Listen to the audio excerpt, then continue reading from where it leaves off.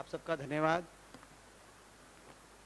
आज आपने समय निकाला और हमारी इस प्रेस वार्ता में आप पहुँचे। महत्वपूर्ण प्रेस वार्ता है क्योंकि संसद का सत्र समाप्त होने के बाद एक महत्वपूर्ण विषय पे, जिस विषय पे पहले भी आपके बीच में हम आए थे,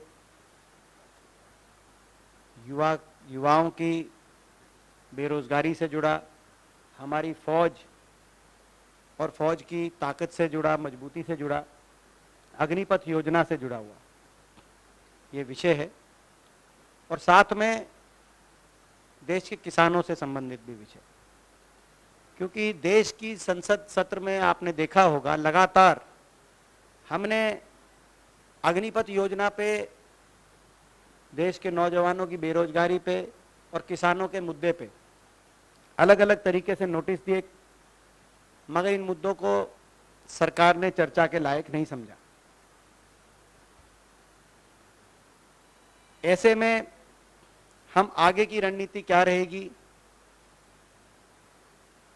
हम किस प्रकार से नौजवानों की आवाज उठाएंगे, अग्निपथ योजना को लेके हमारा क्या विरोध है और आगे किस प्रकार से हम अपनी बात उठाएंगे, वो आप उसकी जानकारी आपको मैं आज प्रेस वार्ता के माध्यम से देना चाहता हूं। सरकार से हम पहले तो सवाल ये पूछते हैं कि अग्निपथ योजना अगर राष्ट्र हित में है तो संसद में इस पे चर्चा से सरकार क्यों भाग रही है।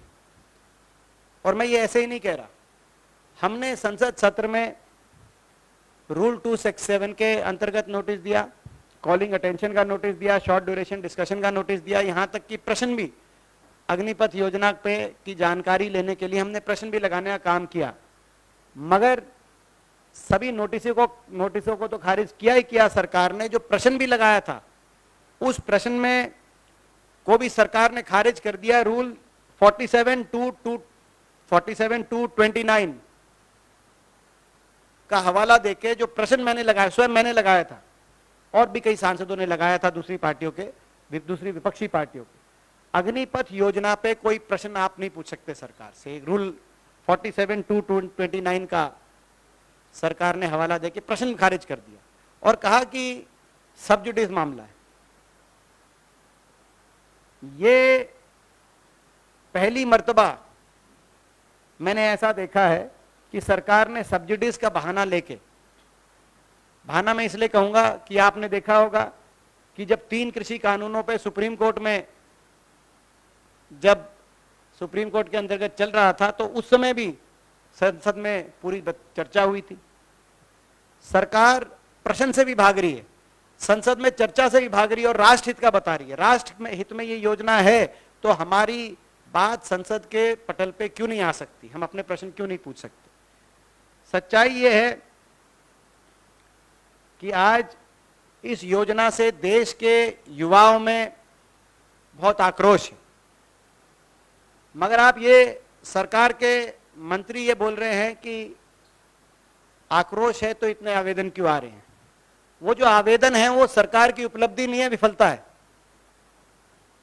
कुल मिलाकर नेवी और एयरफोर्स के लगभग 6000 पदों के लिए 18 लाख आवेदन आए। ये सरकार इसको अपनी उपलब्धि बता रही है।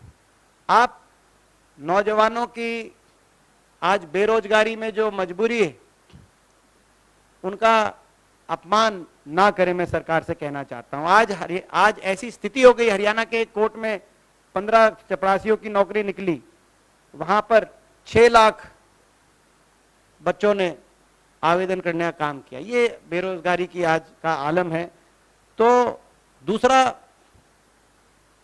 आक्रोश युवाओं में बहुत है, लेकिन एक कारण जो आंदोलन चल रहे थे उन आंदोलनों की आपको विजिबली दिख नहीं रहे। उसका एक कारण यह है कि तीनों सेनाओं के सेनाध्यक्षों ने प्रेस कॉन्फ्रेंस के माध्यम से कहा कि अगर विरोध प्रदर्शन के दौरान कोई देखा जाएगा, किसी का नाम आ जाएगा तो सेना में अग्निवीर के लिए वो अयोग्य माना जाएगा। तो एक तरफ बेरोजगारी, एक तरफ अपनी भविष्य की चिंता और दूसरी तरफ इस तरह की स्थिति, आप अंदाजा लगा सकते हैं। नौजवानों में तो इसमें आक्रोश है ही। मैं एक उदाहरण भी देना चाहूंगा। कल एक हमारी बेटी मेडल लेके आई कॉमनवेल्थ गेम्स में, हरियाणा से। मैं उनके कार्यक्रम में गया हुआ था। उनको जब शाबाशी दी, सम्मान किया, उसके बाद उनके भाई मिले और उनके भाई ने कहा कि मैं फौज में हूँ, फला बटालियन में हूँ। तो जब मैंने कहा बहुत बढ़िया, खुशी की बात है। तो जब वहाँ जाने लगे तो कहने लगा मगर भाई साहब पक्की फौज में हूँ। और सारे, तो ये आप समझें, मानसिकता समझें कि आप भी जान रहे हैं, हम भी जान रहे हैं। 4 साल का अग्निवीर कोई नहीं बनना चाहता, लेकिन मजबूरी है। दूसरा, जो हमने शुरू में ही कहा था कि हम इस योजना का विरोध इसलिए कर रहे हैं कि ये योजना देश की ना सुरक्षा के हित में है, ना देश की फौज के हित में है, ना नौजवान के भविष्य के हित में। हमारी देश की फौज जो बेहतरीन फौज मानी गई, सबसे अच्छी फौज मानी गई, आज उसकी नींव हिलाने का काम आपने ऐसा कर दिया। पिछले 2-3 साल से भर्ती नहीं, और कहा गया कि भर्ती इसलिए नहीं, कोरोना। अगर कोरोना की वजह से भर्ती नहीं हो रही थी तो फिर ये अग्निवीर क्यों लाए? अगर अग्निवीर अच्छी थी तो इसका टाइमिंग बड़ा संदेशात्मक है कि पहले कहा कोरोना की वजह से भर्ती नहीं, 2 लाख पद फौज में रिक्त हो गए, उसका प्रेशर बना पूरे देश में, और बेरोजगारी जब आसमान छूने लगी, इतना प्रेशर आ गया, तो एकदम से आप इस तरह की योजना लेके आए। और दूसरा आपने कहा, एक और जो ये कह रहे हैं, दलील दे रहे हैं कि भाई पैसा नहीं खजाने में पेंशन देने के लिए, जो 1 रैंक 1 पेंशन, जिसका उद्घोष प्रधानमंत्री जी ने हरियाणा की वीरभूमि से किया था, रेवाड़ी से किया था, 1 रैंक 1 पेंशन। अब नो रैंक की पेंशन। अब नो रैंक नो पेंशन, खजाने में पैसा नहीं। या तो सरकार के खजाने में फौज के लिए पैसा नहीं है, ये बात सरकार, या सरकार को फौज, या सरकार फौज की जरूरत ही नहीं समझ रही। बताए सरकार कि ये कहाँ, ये कौन सी बात ये सही है। इसके साथ साथ इससे जुड़े हुए 2-3 और मसले हैं। एक तो ये 2 साल तक की जो रिक्रूटमेंट है ये कैंसिल हो गई। इसमें कई तो एयरफोर्स के ऐसे की पूरी रिक्रूटमेंट हो गई थी, पूरी रिक्रूटमेंट हो गई थी, उनको बस अपॉइंटमेंट मिलनी बाकी थी, उनकी रिक्रूटमेंट ही कैंसिल हो गई एयरफोर्स के अंदर बहुत से पदों पे। तो जितनी 2 साल तक थोड़ी बहुत रिक्रूटमेंट भी हुई वो सारी कैंसिल हो गई। तो ऐसे में अब देश में अलग अलग संगठन अग्निपथ योजना के विरोध में जागृति लाने के लिए और अभियान चलाने के लिए सामने आ रहे हैं। इसमें एक संयुक्त किसान मोर्चा और United front of ex serviceman, संयुक्त किसान मोर्चा जिसमें 400 किसान संगठन शामिल हैं देश के, और United front of ex serviceman जिन्होंने OROP की लड़ाई लड़ी, 1 रैंक 1 पेंशन की, जिसमें 150 एक्स सर्विसमैन के संगठन देश के शामिल हैं। ये लोग मिलकर, और इनके साथ कुछ अनएम्प्लॉयड यूथ की भी ऑर्गेनाइजेशन है, तो 3 किसान का संगठन, एक्स सर्विसमैन यानी कि जवान का संगठन, और बेरोजगार नौजवान का संगठन, ये सभी मिलकर इन्होंने एक अभियान की शुरुआत करी है, जय जवान जय किसान अभियान, जो कि 7 से 14 अगस्त तक इसका पहले चरण में देश के कोने कोने में ये जागरूकता सेमिनार इस अभियान के माध्यम से कर रहे हैं। और उसके बाद 14 अगस्त के बाद, 15 अगस्त के बाद ये अगला चरण इस अभियान को आगे बढ़ाएंगे। आज कांग्रेस पार्टी पूर्ण रूप से जय जवान जय किसान अभियान, जो संयुक्त किसान मोर्चा और United front of ex serviceman द्वारा अभियान शुरू किया गया है, उसको पूर्ण रूप से हम समर्थन देते हैं। इस अभियान की भी मुख्य 4 ही मांगे हैं। अग्निपथ वापस हो, 2 साल तक जो रिक्रूटमेंट है उसकी रीस्टेट हो सारी रिक्रूटमेंट, जिसमें एयरफोर्स की रिक्रूटमेंट भी शामिल है, हम उसको समर्थन देते हैं। सारे जो मुकदमे बने और तीनों फोर्सेस के हमारे प्रमुखों ने जो कहा कि भाई किसी का अगर शक्ल देखी गई तो उसको अग्निपथ या फौज में, तो जो प्यूनिटिव मेजर्स थे उनको सबको वापस लिया जाए और डिफेंस को प्राइवेटाइजेशन की तरफ नहीं दी जाए। सरकार को अपनी सुरक्षा व्यवस्था अपने हाथ में रखनी चाहिए, इसके साथ इस तरह खिलवाड़ ना हो। ये 4 मांगे हैं। इसके साथ साथ ये तो आपकी जवान की बात आ गई, जय जवान जय किसान। मैंने कहा कि जय जवान जय किसान अभियान, जवान के साथ किसान हम नहीं भूल सकते। जो किसान आंदोलन हुआ जिसमें 750 किसानों ने अपनी जान कुर्बान करी, देश ने ऐसा आंदोलन नहीं देखा। 1 साल से ज्यादा वो आंदोलन चला। उसके बाद किसान संगठनों के साथ, किसानों के साथ देश की सरकार का समझौता हुआ। मगर मैं आपको बताना चाहता हूं, किसानों के साथ भी धोखा, नौजवान बेरोजगार नौजवानों के साथ धोखा और किसान के साथ धोखा भी सरकार ने किया। उस आंदोलन के समझौते में प्रधानमंत्री जी ने स्वयं और देश की सरकार ने कहा था कमेटी बनेगी एमएसपी लीगल गारंटी पे। वो कमेटी तो खाना पूर्ति कमेटी सरकार ने बनाई है, लेकिन उस कमेटी का भी बहिष्कार संयुक्त किसान मोर्चा ने भी किया है, देश के तमाम किसान संगठनों भी किया है और हम भी उस कमेटी को पूर्णतः रिजेक्ट करते हैं।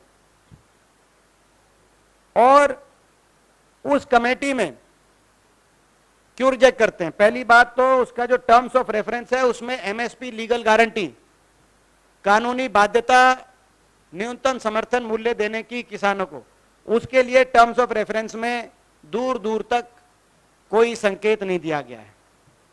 दूसरा हम क्यों रिजेक्ट करते हैं? उसमें तमाम कमेटी के जितने सदस्य हैं उन सदस्यों के व्यूज सबको पता है। 29 लोगों की कमेटी के लगभग व्यूज ऐसे लोग हैं जिन्होंने मुखर रूप से किसान आंदोलन के विरुद्ध अपने बयान दिए, 3 कृषि कानूनों के पक्ष में बयान दिए। सरकार की नीयत का आप अंदाजा लगा सकते हैं। और बहुत से लगभग ऐसे 2 लोग हैं इनकी इस कमेटी में, 29 सदस्यीय एमएसपी कमेटी में ऐसे लोग सरकार ने बिठा दिए जिनको गेहूं के पौधे और धान के पौधे में फर्क नहीं पता। जिनको गेहूं के पौधे और धान के पौधे में फर्क नहीं पता, वो अब किसान के भाग्य का फैसला करेंगे। उनके हाथ में आपने देश के किसान के भाग्य की कलम दे दी। बड़े दुर्भाग्य की बात है आज इस प्रकार की कमेटी बनी। सरकार केवल किसानों के आंखों में धूल झोंकने का काम कर रही है। तो आज देश के किसान के साथ भी धोखा, देश के नौजवान के साथ भी धोखा, देश के जवान के साथ भी धोखा। इसीलिए जय जवान जय किसान। और संसद सत्र से पहले आपके बीच में आए थे, तमाम ये मुद्दे रखे थे और हमने कहा था संसद में उठाएंगे। आपने देखा, देश गवाह है, संसद के अंदर इन मुद्दों को उठाने के लिए कोई कसर हमने नहीं छोड़ी। हमने प्रयास किया, बार बार हर तरह का नोटिस दिया, जितने भी रूल्स अवेलेबल हैं, कोई रूल नहीं, रूल्स ऑफ प्रोसीजर की किताब के किसी पन्ने में कोई ऐसा नियम नहीं है जिस नियम के तहत हमने नोटिस नहीं दिया। स्वयं मैंने नोटिस दिया, राज्यसभा में तो विपक्ष की तरफ से प्रश्न लगाए, लेकिन उन सबको खारिज कर दिया गया। हर रोज खारिज किया गया, यहां तक कि प्रश्न पे, तारांकित प्रश्न छोड़िए, सामान्य प्रश्न भी एडमिट नहीं हुआ। अग्निपथ योजना को प्रश्नों से ऊपर उठा दिया गया कि इस पे प्रश्न ही नहीं पूछ सकते आप। तो हमारा बार बार आखिर में जहां से शुरुआत करी थी, मैं अपनी समाप्त करता हूं अपनी बात और आप सबके प्रश्न लेंगे, कि सरकार ये बताए कि अगर अग्निपथ योजना राष्ट्र हित में है तो सरकार संसद में चर्चा से क्यों भाग रही है? क्यों हम वहां पर हमारी बात सुनने में कि 4 साल में बिना पेंशन रिटायरमेंट आप भेज देंगे, उससे देश की फौज कैसे कमजोर होगी? देश की फौज की संख्या 16 लाख से घटकर आने वाले दिनों में 8 साल के बाद 7 लाख रह जाएगी, उससे देश की फौज कमजोर क्यों होगी? दूसरे मुल्क, रशिया जैसे मुल्क 5-5 साल की ट्रेनिंग देते हैं कॉम्बैट फोर्सेस को, आप तो 4 साल में बिना पेंशन रिटायरमेंट भेज रहे हैं, इससे आपकी फौज क्यों कमजोर होगी? नाम, नमक, निशान, जो रेजिमेंट स्ट्रक्चर है फौज का, जिसपे हिंदुस्तान की फौज की नींव दे, दुनिया की सर्वश्रेष्ठ फौज, जिस भावना से फौजी लड़ता है, उससे आप अगर छेड़छाड़ करेंगे तो फौज कमजोर क्यों होगी? ये प्रश्न हमें उठाने की इजाजत दी जाए। इसमें अंतिम बात करके आपके प्रश्न लेंगे। इसमें एक क्लॉज आया है, अग्निपथ योजना से जुड़ा हुई बात है। एक और क्लॉज आया है, ऑल इंडिया ऑल क्लास। आज भी हमारी जो फौज है वो ऑल इंडिया की फौज है, ऑल इंडिया ऑल क्लास की फौज है। इसको आपने किस रूप में, जो आपने कहा, आपको क्या आवश्यकता पड़ी इसको कहने के लिए? ऑल इंडिया ऑल क्लास, आज भी फौज ऑल इंडिया ऑल क्लास है, लेकिन इसमें कोई दो राय नहीं। कुछ क्षेत्र ऐसे हैं जहां परंपरागत रूप से फौज में जहां भर्ती ज्यादा होती है, और उसी आधार पर रीजनल बैलेंस को केयरफुली रखते हुए, ध्यान में रखते हुए, और हमारी फौज की मजबूती को रखते हुए रिक्रूटमेंट मेल पॉपुलेशन हर प्रदेश की निर्धारित करके, कुछ ऐसे क्षेत्र हैं, कुछ ऐसे प्रदेश हैं, हरियाणा, पंजाब, उत्तराखंड, राजस्थान, जहां फौज की अधिक भर्ती रहती है। आज आपने उस प्रिंसिपल के साथ आपने खिलवाड़ जो किया है, उसमें जहां इन प्रदेशों के नौजवानों का नुकसान तो है ही, उदाहरण के तौर पे हरियाणा से आज की परिस्थिति में, पहले की परिस्थिति में पक्की जब भर्ती होती थी तो 5000 भर्ती हर साल होती थी, 5000 पक्की भर्ती, 5000 पक्की भर्ती हर साल। अब 963 अग्निवीर भर्ती होंगे, जिनमें से 240 पक्के होंगे, वो भी 4 साल के बाद। कहां 5000 पक्के भर्ती हो रहे थे और अब 240 होंगे, बाकी बिन पेंशन रिटायरमेंट। मगर दूसरी बात, प्रश्न ये भी उठता है, कई चीजें हैं जहां पर आप पूर्णतः फौज की मजबूती, रीजनल बैलेंस, सारी बातें देख के जब आप चलते हैं, जैसे खेल हैं, आज अगर वहां पे आप प्रपोर्शनेट जनसंख्या के आधार पे हमारे कंटिजेंट्स को भेजेंगे तो वहां पर कहीं ना कहीं आपकी मेडल तैली भी प्रभावित होगी। तो कई ऐसी चीजें हैं जहां परंपरागत रूप से कुछ ऐसे प्रदेश हैं जहां वहां खेल खेले जाते हैं, इसी प्रकार से परंपरागत रूप से कुछ ऐसे प्रदेश हैं जहां से फौज ज्यादा आती है। इस बात को आपको स्वीकार करना चाहिए था, लेकिन आपने इस सब के साथ छेड़छाड़ किया है। तो आज हम एक बार फिर आपका धन्यवाद करते हैं। और आखिर में जो ये हमने जय जवान जय किसान अभियान का समर्थन किया है, स्वयं कांग्रेस पार्टी भी 15 अगस्त के बाद, जैसे हमने, आपने देखा, महंगाई पर संसद में लड़ाई लड़ी और सड़क पे भी लड़ाई लड़ी, 15 अगस्त के बाद बेरोजगारी, अग्निपथ योजना की वापसी पर भी कांग्रेस पार्टी सड़क पर आकर लड़ाई लड़ेगी। हम संसद में हमने पुरजोर प्रयास किया, सरकार ने हमें संसद में आवाज उठाने की अनुमति नहीं दी। इसका मतलब ये नहीं है कि हमारी आवाज दब जाएगी। हम अग्निपथ और बेरोजगारी योजना पर एक एजिटेशनल कैंपेन 15 अगस्त के बाद शुरू करेंगे। हम समर्थन देंगे जहां जय जवान जय किसान अभियान को, और वहीं स्वयं कांग्रेस पार्टी और हमारे जो फ्रंटल ऑर्गेनाइजेशंस हैं, मुख्यतः यूथ कांग्रेस, हम जमीनी स्तर पर भी ये एजिटेशनल कैंपेन शुरू करेंगे।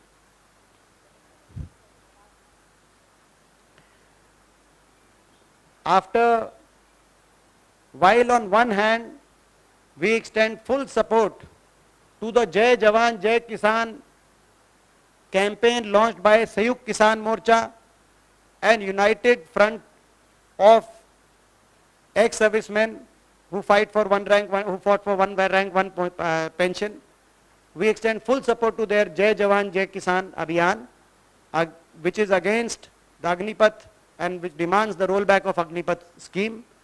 Congress party itself, after 15th August, we will take to the streets just like we did in case of fighting against inflation. We will take to the street and we will have our own agitational programs to protest against record unemployment and to demand rollback of Agnipath scheme.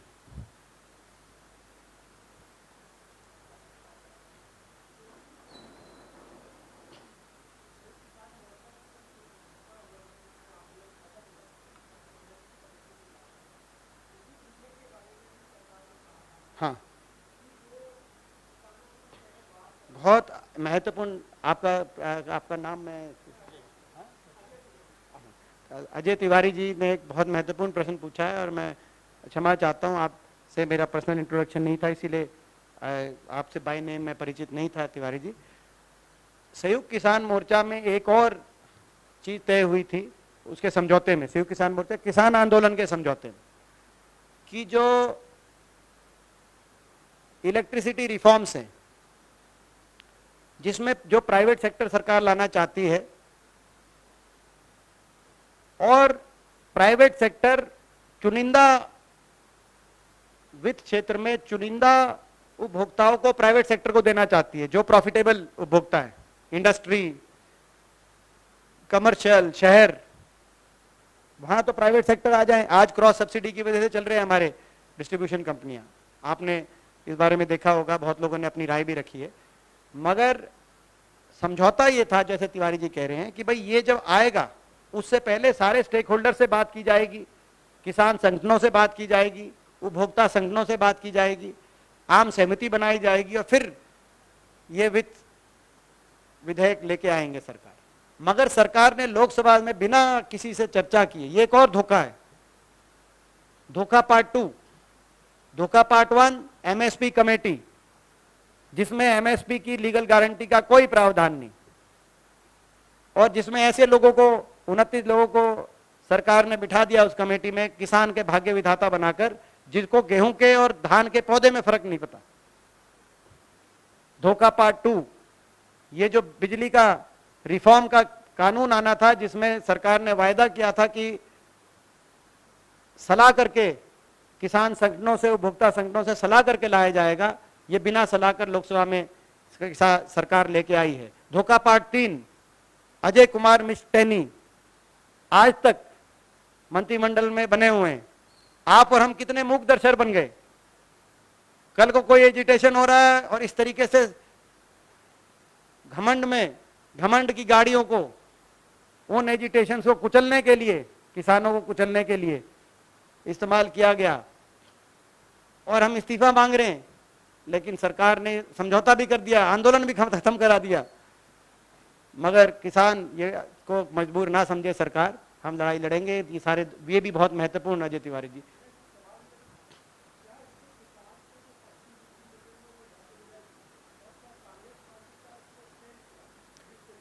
Congress party का इसमें stand,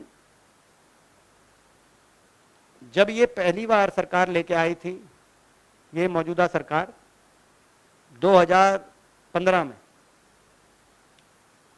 तब standing committee के सामने ये bill आया था स्थायी समिति के समय, मैं भी उसका सदस्य था कांग्रेस की पार्टी की तरफ से, और हमने अपना डिसेंट नोट दिया था इस पर, और यही डिसेंट नोट दिया था हमने। वो डिसेंट नोट आप अगर देखेंगे तो उसमें हमारा स्टैंड समझ में आ जाए। कांग्रेस पार्टी की तरफ से सबके हस्ताक्षर, जितने मेंबर सदस्य थे सबके हस्ताक्षर से डिसेंट नोट था। तो एक अकेला मेरा नहीं था, वो हमारी पार्टी का डिसेंट नोट था कि इसमें अगर आप कुछ सेक्टर्स जो प्रॉफिटेबल नहीं है प्राइवेट सेक्टर के लिए, आप उनको पब्लिक डिस्ट्रीब्यूशन कंपनीज के सहारे छोड़ देंगे, जिसमें एग्रीकल्चर सेक्टर है, जिसमें rural electricity house hold sector है, और बाकी प्रॉफिटेबल सेक्टर्स आप प्राइवेट कंपनियों को दे देंगे, तो उसमें तो बहुत बड़ी मार पब्लिक डिस्ट्रीब्यूशन कंपनीज और इन सेक्टर्स पे, उनकी तो वायबिलिटी बचेगी नहीं, वो तो अनवायबल हो जाएंगे। उनको अनवायबल होने के बाद इन सेक्टर्स से पे टैरिफ बढ़ाना पड़ेगा, और इन सेक्टर्स पे टैरिफ आप बढ़ाएंगे तो उसकी मार गरीब पे पड़ेगी, किसान पे पड़ेगी। आज क्रॉस सब्सिडाइजेशन हिंदुस्तान की परिस्थिति में ये सरकार फिर वही काम कर रही है जो मैंने पहले कहा था। ये सरकार कहीं ना कहीं नकलची बंदर का रूप धारण कर चुकी है। नकलची बंदर जो पश्चिम को देख के वहां की नीतियों को लाकर और यहां पे हिंदुस्तान में तजुर्बे कर रही है। 3 कृषि कानून, क्योंकि अमेरिका में प्राइवेट सेक्टर है, अमेरिका में तो 1% से कम किसान है, वहां इसीलिए प्राइवेट सेक्टर है। अग्निपथ योजना, क्योंकि इजराइल के अंदर 4 साल की, इजराइल के अंदर 0% अनएम्प्लॉयमेंट है, वहां कोई फौज में जाना ही नहीं चाहता, उस प्रकार की देशभक्ति की भावना नहीं है, इसीलिए वहां 4 साल अनिवार्य सबको जाना पड़ता है। और ऐसे ही ये बिजली, क्योंकि यूरोप में और अमेरिका के कई वेस्टर्न कंट्रीज के अंदर प्राइवेट,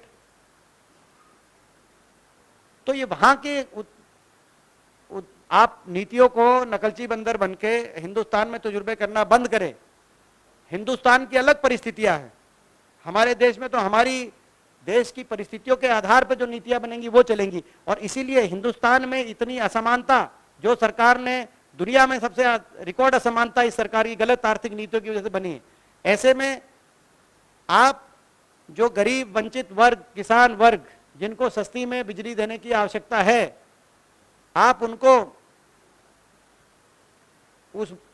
उससे वंचित रखने के लिए ये नीति अगर लेके आएंगे तो हम इसका विरोध करें। बाकी स्टैंडिंग कमेटी में रेफर हुआ ये, और स्टैंडिंग कमेटी में हम फिर हमारे जितने सदस्य हैं वो हम अपना उसी प्रकार का जो डिसेंट नोट हमने पहले दिया था हम स्टैंडिंग कमेटी में रखेंगे।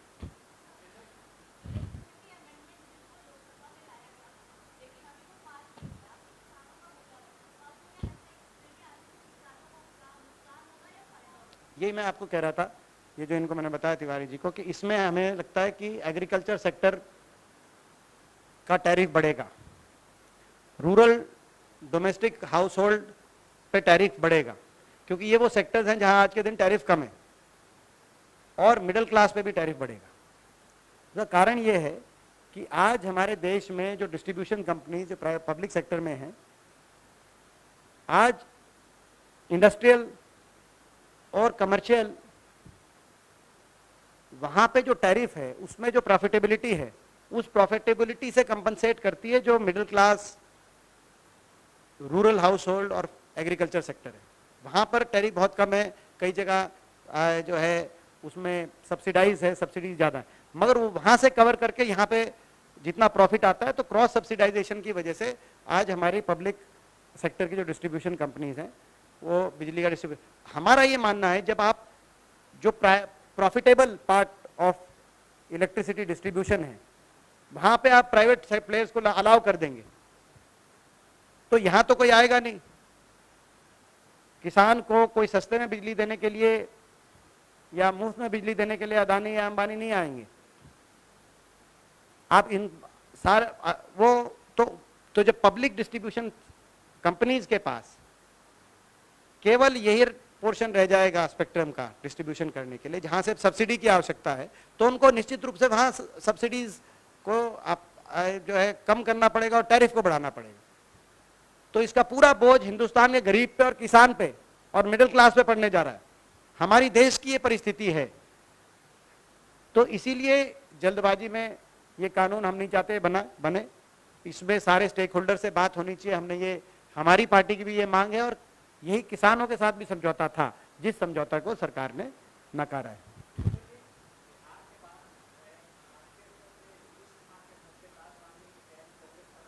देखिए ऐसा है कि बिहार संबंधी जो भी प्रश्न रहेंगे मैं वो 1 to 1 बाद में आराम से आपसे बात करूंगा। नहीं, ये राष्ट्रीय स्तर का भी हो चाहे अंतर्राष्ट्रीय स्तर का हो चाहे ब्रह्मांड स्तर का हो, जो भी प्रश्न रहेंगे प्रेस कॉन्फ्रेंस में चयनित विषय के बाहर के, उन प्रश्नों को मैं बहुत विस्तार से और एक बहुत लेक्चर के रूप में उनका जवाब आपसे 1 to 1 बैठ के बाद में दूंगा।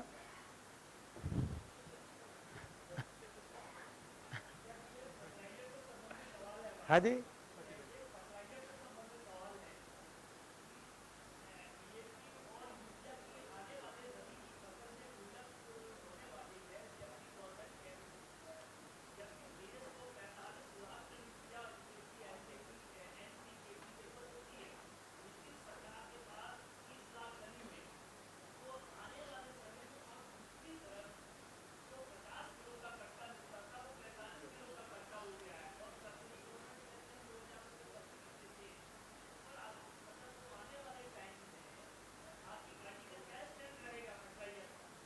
देखिए, फर्टिलाइजर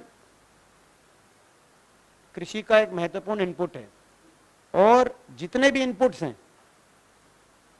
आज इस सरकार में बेइंतहा उनकी कीमतों में बढ़ोतरी हुई है, जिसमें फर्टिलाइजर, बिल्कुल आपने ठीक है, डीएपी की बात हो, यूरिया की बात हो, डीजल की बात हो, और बहुत से प्रदेशों में चाहे वो इलेक्ट्रिसिटी टैरिफ की बात हो, चाहे वो ट्रैक्टर के पार्ट्स पे जीएसटी लगाने की बात हो, कृषि से संबंधित बहुत से जो इनपुट्स जो है, सीड के प्राइसेस की बात हो, मगर फर्टिलाइजर तो इसमें महत्वपूर्ण है जिसमें काफ़ी वृद्धि हुई है।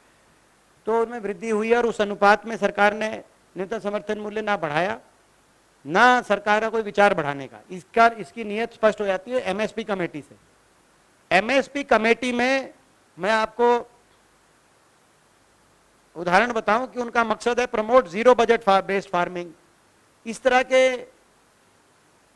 जो है ब्रॉड बेस्ड विषय एमएसपी कमेटी के रेफरेंसेस में रखे हुए हैं।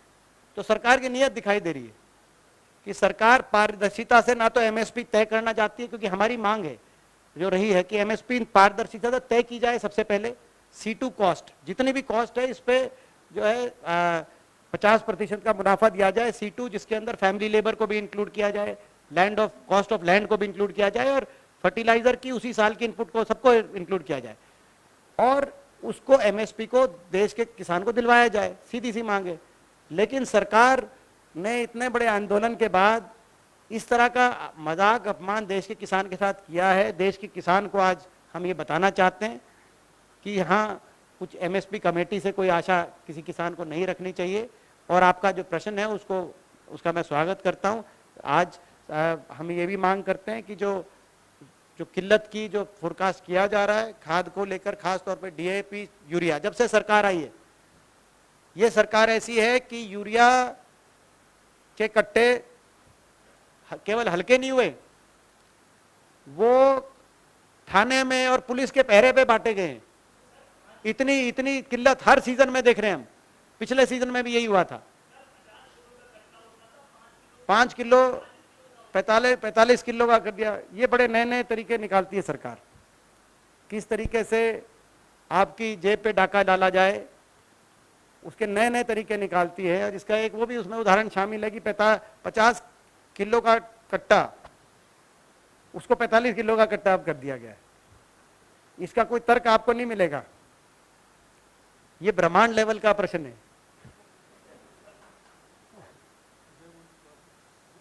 हाँ जी, अजय भाई साहब, झा साहब, हाँ आपका था, अच्छा सॉरी, हाँ वायर से।